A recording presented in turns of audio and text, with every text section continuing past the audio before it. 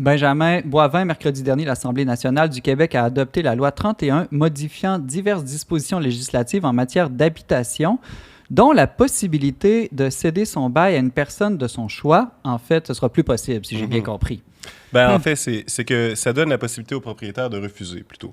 Donc, il faut comprendre que la cession de bail, là, ceux qui, parmi nos téléspectateurs, auront eu cette expérience-là, quand on est un locataire, on n'a pas beaucoup de contrôle sur le prix des logements. On se cherche un logement, on voit que c'est un peu toujours pareil, on prend celui qui nous convient, et puis on essaie de le garder le plus longtemps possible parce qu'on sait que les prix sont toujours en augmentation. Au moment de quitter un logement, on sait que on peut chercher dans notre entourage une personne qui elle-même a besoin d'un logement et lui céder notre bail de telle manière que le prix des logements en général n'augmente pas trop. Il y a beaucoup de gens qui sont des locataires et qui ont le souci, soit pour ne pas payer trop cher eux-mêmes, aider leurs amis, ou par un souci plus général de contrôle du prix des logements, qui vont faire cette pratique-là de manière habituelle et beaucoup de gens en bénéficient.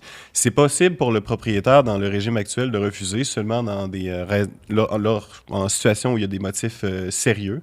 Par exemple, en situation d'insolvabilité de la personne à qui le bail serait cédé.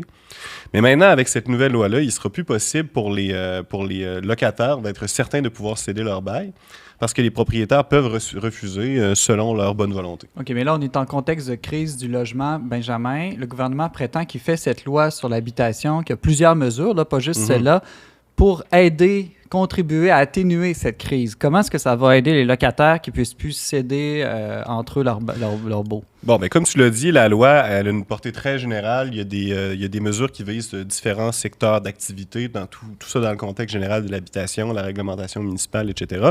Et puis, le propos du gouvernement, c'est de dire que effectivement, il faut adopter des mesures législatives pour contrôler l'augmentation des prix, mais cette manière-là de faire ne devrait pas être utilisée. En fait, la cession de bail ne devrait pas être utilisée comme un mécanisme de contrôle des prix. Ça, c'est la position officielle du gouvernement. C'est ce que la ministre a dit à plusieurs reprises. Elle a d'ailleurs dit que les locataires qui voudraient utiliser cette méthode-là pour contrôler les prix, ben eux, ils ont juste à se lancer dans l'immobilier. C'est simple, hein? Elle nous donne des belles solutions, la ministre. Ouais. Il y a une espèce d'a priori, j'imagine aussi, vous me corrigerez là, si je me trompe, que si on libéralise le marché, là, on enlève ce genre de contraintes-là, il y aura plus de propriétaires enclins à se lancer dans l'immobilier et donc le marché va se réguler lui-même, puis il va y avoir plus d'offres, donc un meilleur marché pour les locataires. C'est un peu ça? Je pense qu'il y a quelque chose comme un postulat libéral de ce type-là derrière ça. En même temps, la loi, elle prévoit des mécanismes compensatoires. Là. Il y a des mécanismes dans la loi qui sont conçus pour contrôler l'évolution des prix, notamment une obligation plus forte des locataires d'inscrire dans les baux à la clause pertinente le prix le prix que le dernier locataire payait. Là. Jusqu'à récemment, il y a beaucoup de propriétaires qui ne s'acquittaient pas de cette obligation-là. Si aujourd'hui, ils continuent de le faire, ils risquent de s'exposer à des sanctions punitives, des amendes, des choses comme ça. Il y a un certain nombre d'autres mesures qui, à mon avis, ne sont pas proportionnées au changement qui a été appliqué à la cession de bail et qui, finalement, changent l'équilibre des forces là, dans la relation entre les propriétaires et les locataires à la faveur des propriétaires. Déjà, dans un contexte économique tendu là, au niveau de l'accès à la propriété et de l'accès même au logement, un simple logement. On est vraiment dans une situation où les plus pauvres, ou disons ceux qui sont dans la classe moyenne ou en bas de la classe moyenne, ont de la difficulté à acquérir des biens de base et à trouver un logement adapté à leurs besoins. Je pense que de changer l'équilibre, la mixité dans le système réglementaire à la faveur des propriétaires, c'est vraiment pas de nature à servir le bien commun. Je vais essayer de me faire l'avocat du diable, c'est-à-dire du gouvernement. Peut-être que le gouvernement se dit, si on donne un petit peu plus de contrôle aux propriétaires, ça va, comme disait Antoine, ça va les stimuler à construire plus d'habitations. Puis en ce moment, on en manque d'habitations, puis on manque d'entrepreneurs qui veulent investir dans des constructions. C'est vrai qu'on est dans une situation de crise du logement, puis l'une des raisons pour lesquelles cette crise-là a lieu, c'est qu'il y a un manque de nouveaux logements dans un contexte où la population continue d'augmenter pour différentes raisons. Et l'une des causes de ce manque, c'est l'absence de motivation et d'énergie à la construction de nouveaux bâtiments. Plusieurs des contracteurs qui sont impliqués dans cette industrie-là vont dire que la raison pour laquelle ça avance pas, c'est qu'il y a des obstacles réglementaires. Mais il y a aussi plusieurs autres raisons, là, des raisons de divers genres, notamment des... Mais le coût des matériaux, le manque de main-d'œuvre. Oui. Il y a plusieurs raisons. Et pour répondre à ce que tu dis plus directement, les propriétaires sont généralement pas ceux.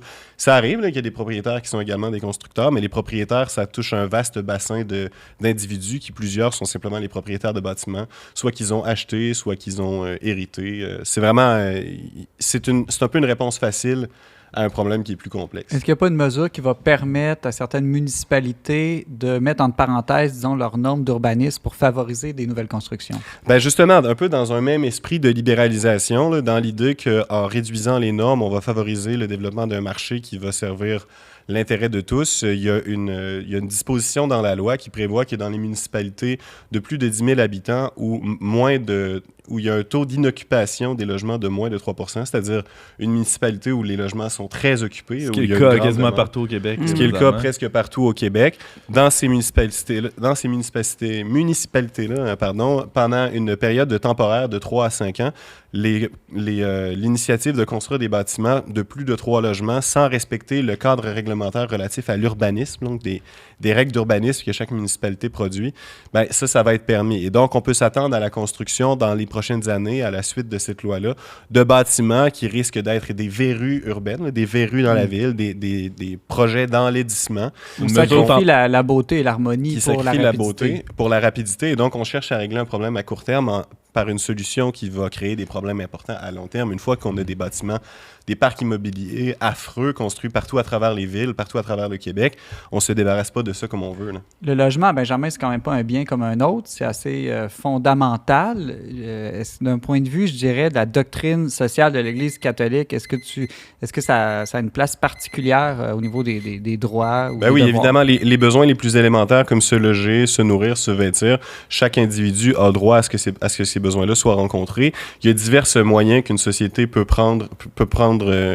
choisir d'entreprendre pour rencontrer ces droits-là, ces biens élémentaires-là.